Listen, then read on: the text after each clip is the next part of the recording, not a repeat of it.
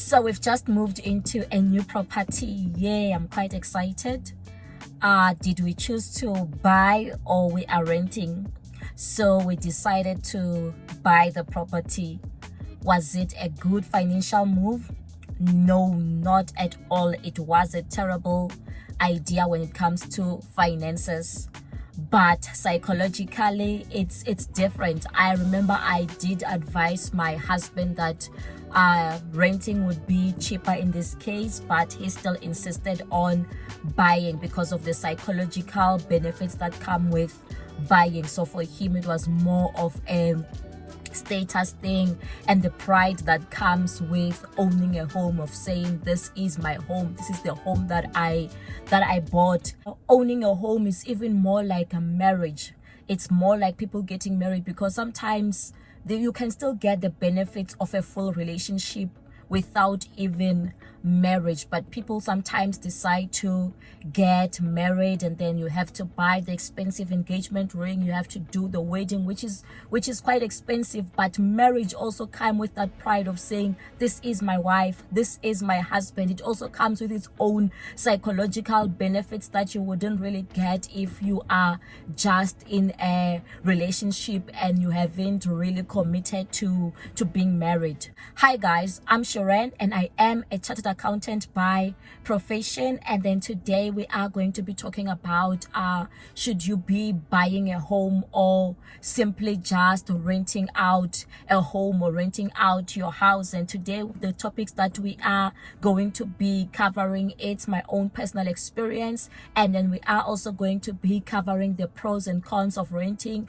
as well as the pros and cons of owning a home, and also things that you need to take into consideration, as well as the psychological factors or benefits. And also we are going to be looking in terms of the calculation of owning versus renting when it comes to using examples of property in South Africa, property in the US, and also property in the UK. So if this is something that you like, stay tuned to it so that you can know my accountant view when it comes to owning a house. So research says that most buyers end up staying in their homes for between 5 to 10 years, and remember that your mortgage bond is for like 20 to 30 years. But there are those cases, like with my parents have stayed in the same house for like longer than 30 years. And then with with my very first property, I stayed there for less than 3 years, and then we moved into the house the house that we've just left, and we stayed there for like 5 years. So it's quite true, especially for this kind of generation, because we are always on the move. It's not like the generation of our parents where everything is the same, remains the same until forever. So with us, we are always on the move. So when I started working, my parents found me a place to rent, and then this place required 2 months deposit as well as your first month's rent. And then I happened to only stay there for like 3 months because the prices were just always fluctuating. Like I did not even know how much rent I was going to pay. So there was a fixed portion, and then I'll be billed for other things. I'll be billed for levies. I'll be billed for bin collection. There were just a lot of costs. So it was never fixed. So it meant that I lost the deposit because I moved out early. And then when I moved to the second property, I stayed there for like 2 years or less, but I still had intentions of staying there for longer. So I would just pay the monthly rent, and then your electricity was prepaid, and I enjoyed myself there. But then one day I got a notice that they want to be renovating the parking lot, because we were parking at the basement, and then now it meant that my car was no longer going to be safe parking at the street. So it meant that now I had to go and find another place to rent. So then I had to move and then go rent rent elsewhere until I decided to buy my very first property, which was a 2-bedroom apartment. And then when I bought the 2-bedroom apartment, it was a new development, meaning that there was no transfer duty or much transfer cost, but it meant that I still had to be paying the legal costs and then the costs that were associated with me buying this very first property. It meant that I had to be paying deposit, and I also had to be paying the legal costs.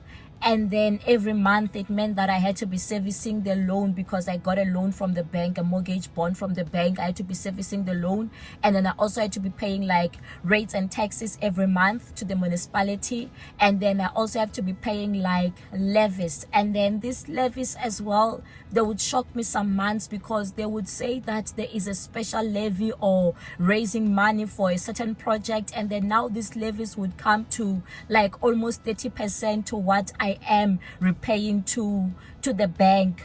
And also when it comes to renting out the property, the market value of renting out this property, like you can already see that there would be no way that I would be able to cover up the monthly installments plus the rates plus the levies when I rent out the property. I got married, and then we decided to move to another home, plus we also had a child, and then we moved to a 3-bedroom house. So this as well was also a purchase. So it meant that now we had to be but there was no deposit. Fortunately, we got her 100% funding, and then there was also the transfer cost that had to be paid because it was not a new property, and also the legal fees that had to be paid. And then when it came to this home, since it was not really a new property, there was just so much repairs to be done, so much renovations, because now we had to be renovating the kitchen, we had to be renovating all the toilets and bathrooms. So there was just so much work, and also changing the floors, because some of the floors were carpet. So there was just like that much work in terms of staying in this property. But then now, as the family grew bigger and also as the finances increased, we also now decided to move into a bigger house. So this one that we currently moved into, I can say it's quite big. I think it meets the definition of a mansion.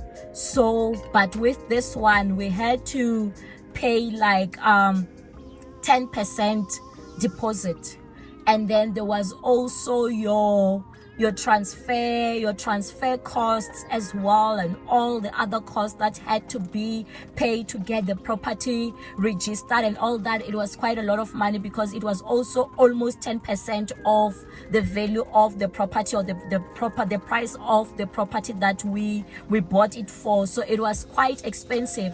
And also just moving into the house, you get to see that there's a lot of renovation that you'll need to do, because some of the things, yes, we saw that the house needs work, but some of the things, because it's closed up by furniture, or you're not really taking a good look into it, you don't really see it. So but now we see that before we can even buy new furniture and all these things, there's still so much work that we need to be doing to get this house like to our satisfaction. So you can already see that there was money that came out, 20% of the value of the property, plus also money now to do a lot of renovations, fixing the plumbing, fixing the leaks, fixing all these things that are just wrong out in the property. And also we still need to buy furniture to fill up this house, but it is what it is. So my experience has been with the 2-bedroom apartment, we've always had like tenants, but there were months where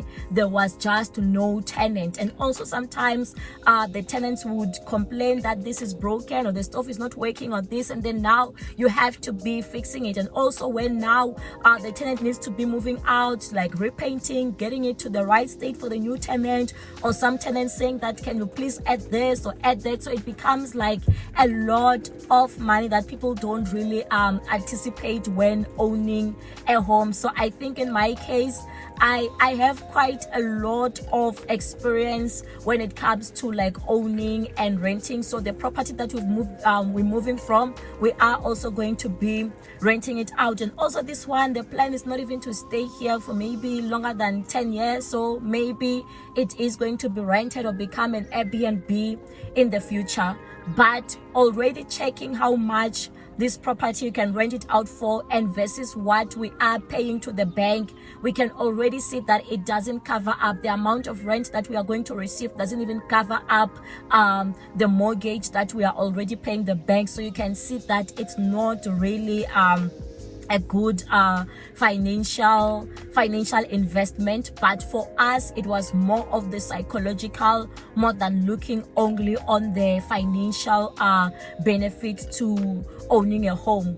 So here are some of the pros or some of the advantages when it comes to renting a home. So the first advantage is that there's really no upfront costs. Like us here, we had to pay like 20% of the value of the property, but when you are renting, you simply just pay the 1 month deposit and 1 month rent as deposit, and then rent for that particular month, meaning that you can just be ready to move in with your furniture. You can only just now start focusing on how you want to be decorating your space or the furniture that you want in there, meaning that you don't have to be saving up a lot of money to stay in the kind of apartment or the kind of house that you really want. And then the second advantage is that it's quite flexible. So if things change in your life, or if you get a job promotion elsewhere, or if your family expands, it's easy to be like moving around, or it's easy to be downscaling or to be moving upwards. Third advantage is that you don't really have to be spending on maintenance and repairs, because that's the duty of the landlord. So you can just get a place that seems perfect, and if something breaks, you just call the landlord to come and fix it. And then number 4 is that sometimes it is quite cheaper, because you don't really have to be paying for all these additional costs like your insurance, and you don't have to be paying for things like your rates and taxes or your levies. All those things are the cost of the landlord, and you can just be paying the market related rent. And then the disadvantage of renting is that firstly, the landlord can change their mind. The landlord can say that now they want to come back and occupy their property, meaning that now you have to be moving, so you can't really count much on stability. And then number 2 is that you can't make changes to the property as you wish, because then it will be taken off from your deposit. So you can't just decide that you want to change the color of the paint, or you want to change you want to put nails on the walls. If you do, you must know that it will be taken from your deposit. Or now you want to change how the bathroom looks, like certain things you can't just change them. Number 3 is that you can't really benefit from the reduction in interest rates. So I remember during COVID, you found that the interest rates were quite low, and it was easy to be buying the property, and people who were property owners were benefiting from that, meaning that now even the rent that they were receiving was quite sufficient to be covering up for what they are paying the bank. So when you are a tenant, or when you are renting, you can't benefit when the interest rates go down.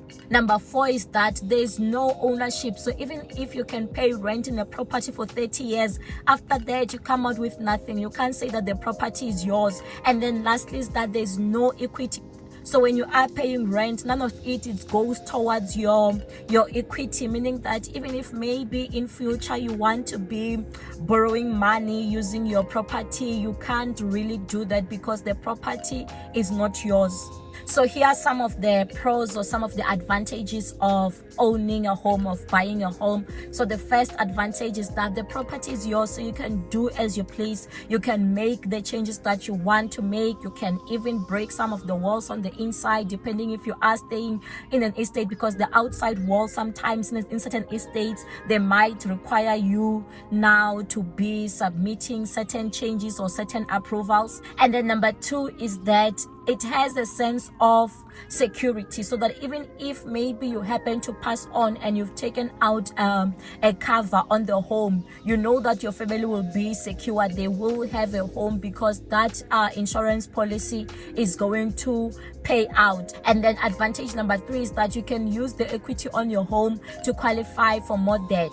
Number 4 is that it helps you build your credit, so it does show that track record of credit. While if you are renting, it doesn't reflect anywhere on your credit. Number 5 is that you do benefit from cheaper interest rates. So if you do get a good interest rate, or if the interest rates do go down, you do benefit in terms of that. Number 6 is that no one can tell you to vacate the premises. No one can tell you to leave their home because you own the property. That's if you are paying the property well and on time.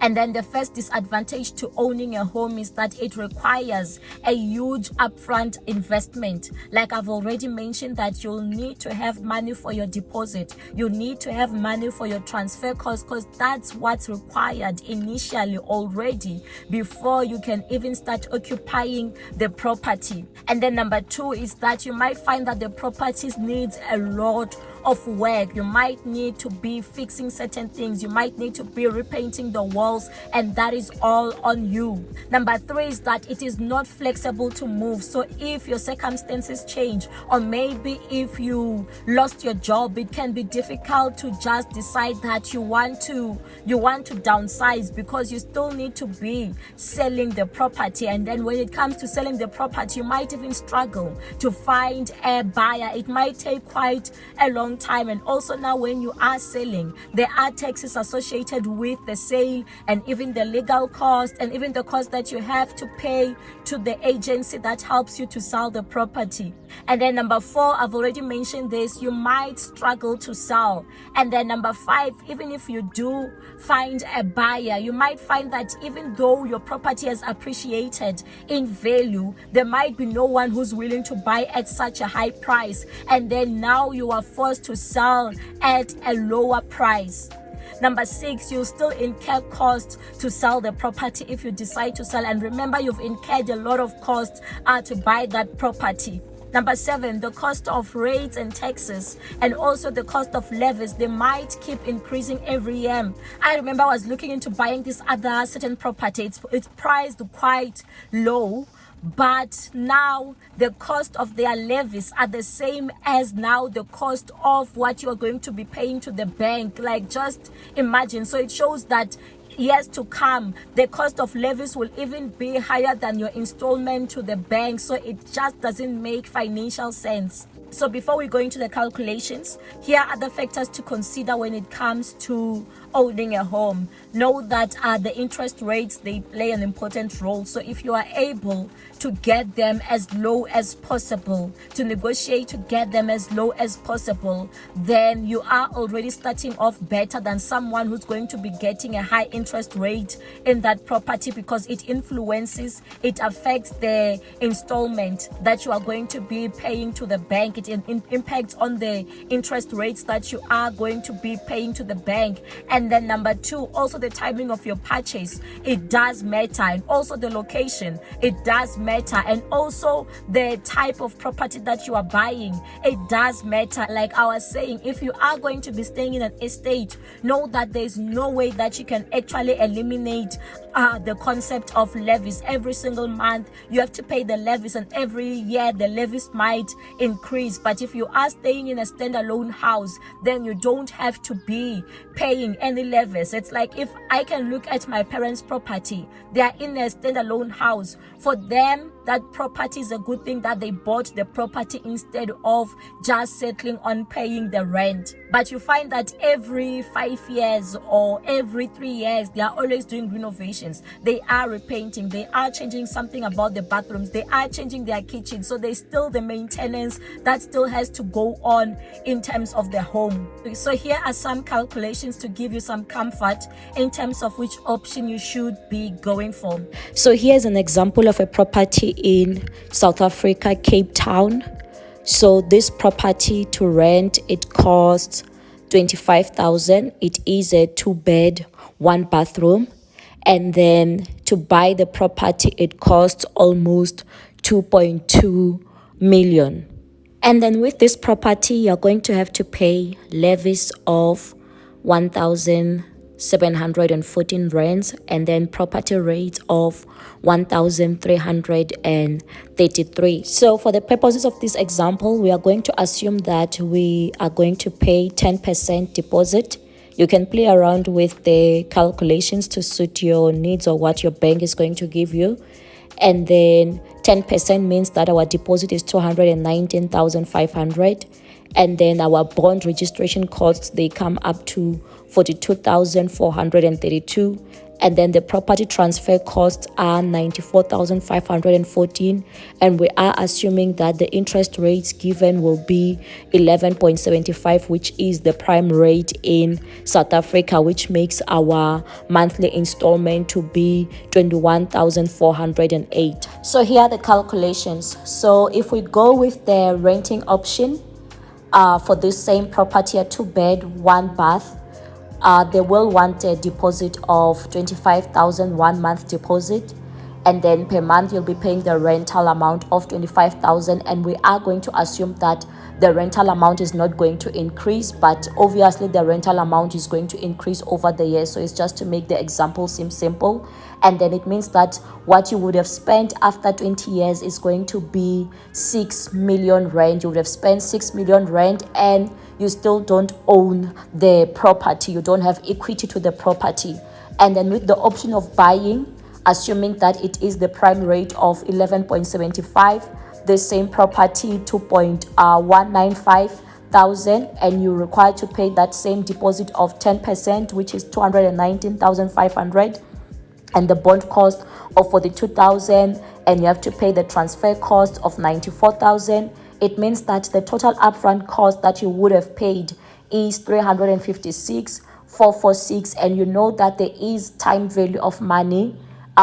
You could have put this money somewhere else for it to earn interest, but it's now tied to the bond.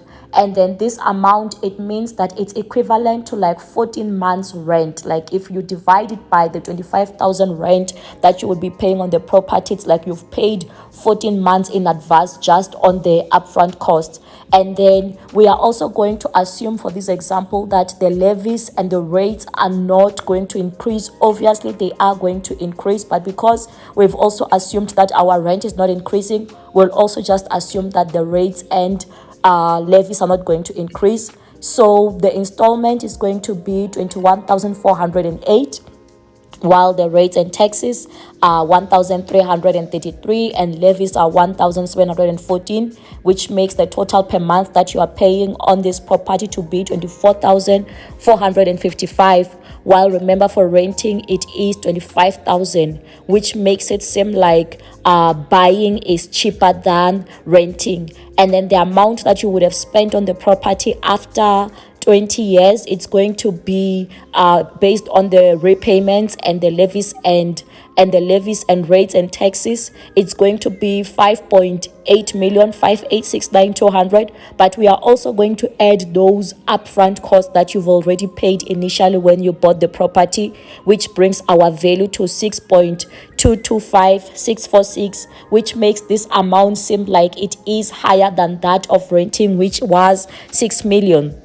But also, let's not forget that you have the property, which also increases in value. And then when you check the research, it says that over the last 13 years, the Cape Town properties have already increased by, they have already doubled. So in this case, we are also going to say that over the 20 years, our property value is going to double, which makes our property to move from 2.1 million to 4.390 million. So which makes it your cost that you've spent on your property. If you take that total value of 6.2 and then you subtract the 4.390, it's going to make your cost to be 1.835646, which is way lower than the 6 million that you have actually spent on renting.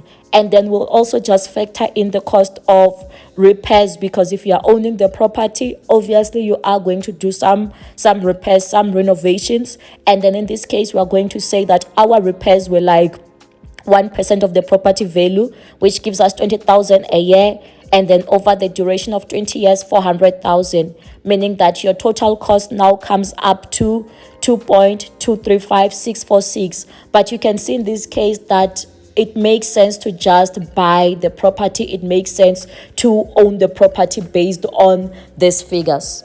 We could also make this example interesting and say that if we are to rent, we are going to take that upfront investment of the deposit and other costs and put it somewhere into a savings account where it's going to gain interest, and then the interest will be compounded. So it's the amount of 366 over 20 years, getting an interest of 8% per annum. So it's going to grow now to even become 1.6, meaning that you've earned interest of 1.3, which reduces our spend from 6 million to 4.6 million. But you can still see that buying a house is still better than renting a house. So here is a property that I found, which is in New York, Buffalo.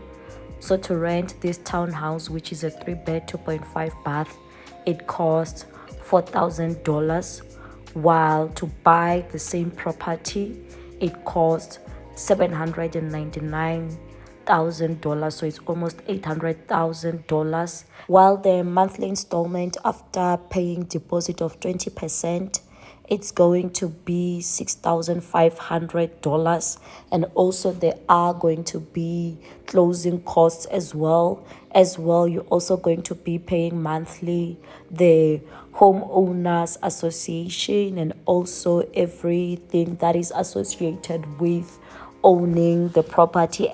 And if you plan to be buying a property in the UK, I would suggest that you go through the figures. Look at how much you are going to be renting the property for and how much it is being sold for, and do those calculations like we did in the South African property. Include all the costs that there is when it comes to owning the property, every single cost, every closing cost, all the costs that you are going to have to be paying, the legal cost, all the closing costs, include them, and also include those monthly costs that you are going to be paying, even if it includes insurance. Don't leave out any cost. And also just don't forget as well about the property increase, about all the inflations, about the renovations that are going to be happening. It's going to help you to assess if it is the right kind of property to have. And also don't forget that timing also does matter. If you are planning to be staying in the property for a short time, also include the cost of selling in 5 years. Or if you are planning to be having a tenant in the property and you are going to move to another property, include those calculations as well, because it's going to differ based on the different conditions that you have. So if you like this video, don't forget to like, to subscribe, to share the video, to comment on the video. I just want to also hear your views, and don't forget to hit the notification bell so you can receive more of these videos in future. Stay blessed, and I love you all.